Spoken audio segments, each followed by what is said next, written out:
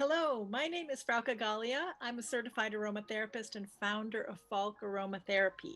Today, I want to talk to you about smell training with essential oils. And specifically, I want to give you 5 tips to smell train with ease. So, these are 5 things that I want you to keep in mind as you go about smell training. Tip number 1, make sure you sniff and not inhale. So, what does that mean? Well, I'm assuming you've got your little jar here and you've put your essential oil in. In this case, it's lemon. And what I want you to do is I want you to just take little bunny sniffs, so to speak, just small little sniffs instead of like, here's what it would look like if I were to inhale. So that's taking a really deep breath, and the essential oil molecules are actually going to be able to reach your lungs. And we don't need the molecules to get all the way into your lungs. We just want them to reach the top of your nose to the olfactory epithelium, where those neurons are that can communicate with the brain and help you train your nose to recognize the odors again. That's the goal. So I want you to just sniff and not inhale. Tip number 2, if you're smell training with essential oils, I want to make sure that you use jars and not the essential oil bottles themselves. So I found that my students come to me and they say they've been practicing smell training using the bottles themselves, simply just sniffing the essential oil bottle. Well, there's a couple of things that happens when we do that. First of all, essential oils are highly concentrated substances, and that means inhaling them is a big whiff coming up into your nose. It's highly concentrated, and if you're doing this for 20 seconds, 4 different essential oils every day, it's a lot to take in for your nose. So I want you to try to use a jar because you're only putting 5 drops into your jar, which means it's much less concentrated. These odor molecules are very strong anyway, even just as 5 drops. So if you just put 5 drops into a jar, a wide rim jar, you'll notice that the same effect will happen. That's the first part of this tip. And the other reason you don't want to use an essential oil bottle and you want to use a jar is that you have much more headspace. This is a term we use in perfumery. I spent a long time in perfumery, and headspace is important as you're trying to get odor molecules into the nose. You notice a jar is very wide, so that gives the odor molecules an opportunity to have a lot of space to enter the nose. Unlike a bottle where you've only got a very small headspace. So yes, you could stick it right up to your nose, but again, it's so highly concentrated. Please don't use essential oil bottles directly. It just doesn't make sense. It's better to use 5 drops in a big jar.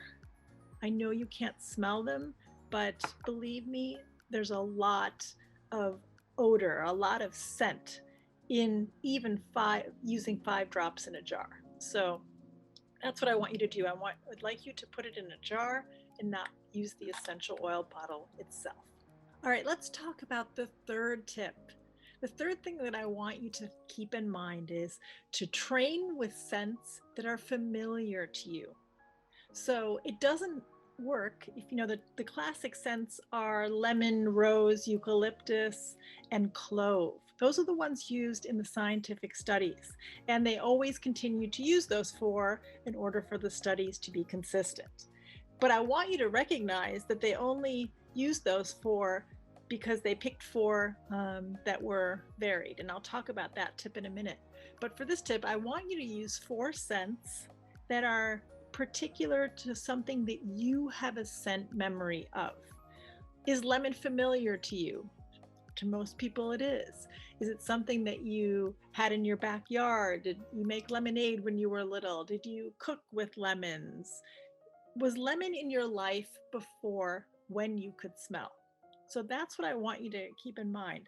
Use scents that you're familiar with, because as you're smelling with the jar, you're going to want to close your eyes, smell, and try to recall a memory of that smell, of the lemon in this case. I'm using as an example. Sniff, little funny sniffs, and just try to recall the smell of lemon at some point in your life. All right? So use 4 smells that you have a scent memory of. Okay, so tip number 4, please make sure you have 4 distinct scents. So what do I mean by that?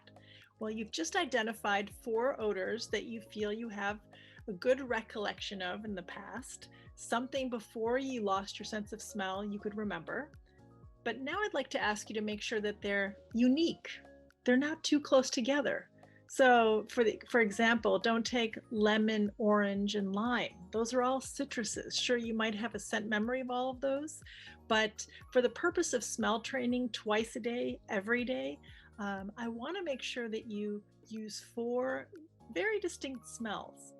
And if you think about it, that's what was used originally when smell training was identified as a potential help for regaining your sense of smell.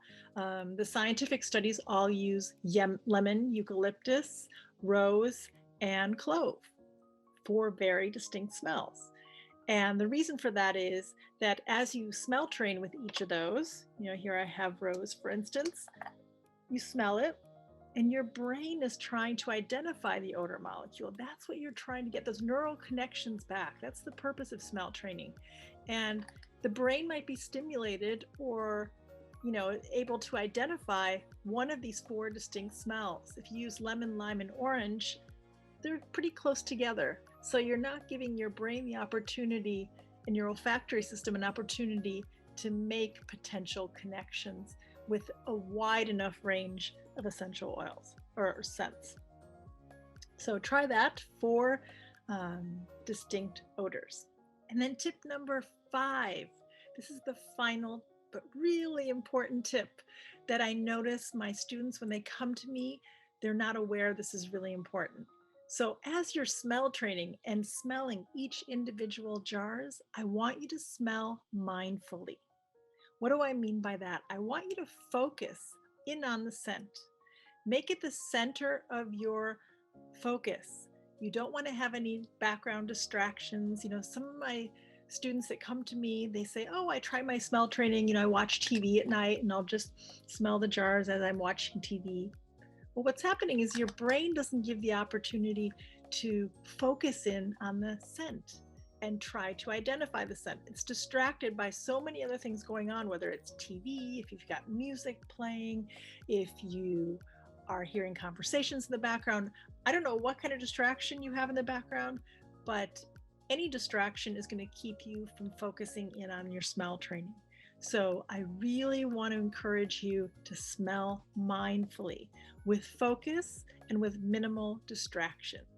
I promise you it's going to give you the best opportunity to see any kind of results if you get your brain to focus in on the odor molecule that's coming in through the nose and making that connection.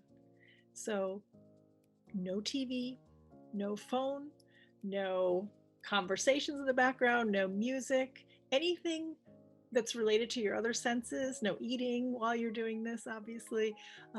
Focus in on just practicing smelling. So I hope these 5 tips have been helpful. That's my goal. I want you to have success with smell training, and I want you to be set up for the greatest chance of success after all.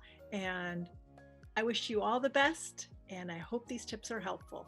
Take care.